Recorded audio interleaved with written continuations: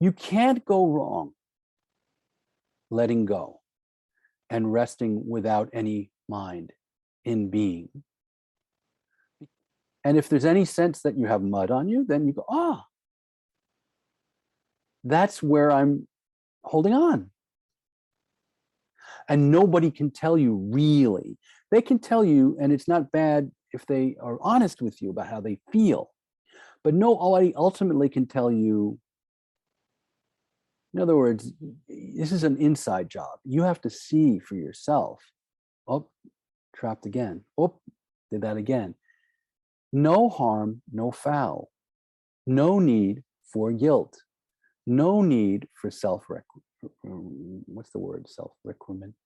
Oh, Kent would be able to tell me. Self-recrimination? Is that it? Something like that? Yeah. No need for beating yourself up. No need for that. In fact, that is more of it. So it's like, oh, fine. And, there's not even any need, I would say, for a person to stop being a spiritual ego. Go right ahead.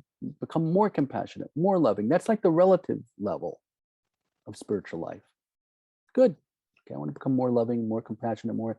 But the absolute level, you should take a dunk every once in a while.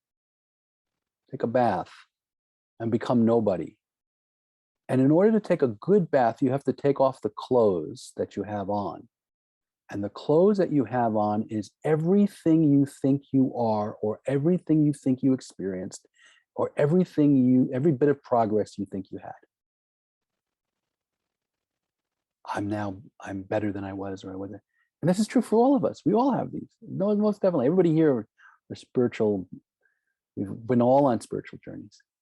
So when we do use the mind, and we do, to track our progress at the soul level, at the level of the spiritual practitioner, at the level of the spiritual ego, then it's useful to have no idea that you will ever be done. That is the position of the artist, who is always going to be, or the martial artist, let's say, or even a musical artist, who knows that they will be practicing forever, because that's what musicians do. That's what martial artists do. They practice, and they have a performance, and then they go back to practice some more. They're never done. Done is an illusion. So they are moving toward a horizon. Like, I want to get really perfect, so as a kind of dangling to continue to motivate yourself, having a notion of perfection is beautiful. Having a Buddha in front of you, having a true guru in your mind, Jesus Christ, Buddha Shakyamuni, whatever, in your mind, a notion of perfection to continue to work toward at the soul level, at the level of the spiritual adventurer, the one who's continuous. But that's endless. You will never get enlightened at that level. You will never be a Buddha at that level. At the level of progress, you will never reach. You'll just get better and better and better. You'll embody more and more of those qualities. You'll never be done. And that's okay if you know that, because then the way in which you will do it will be free of grasping.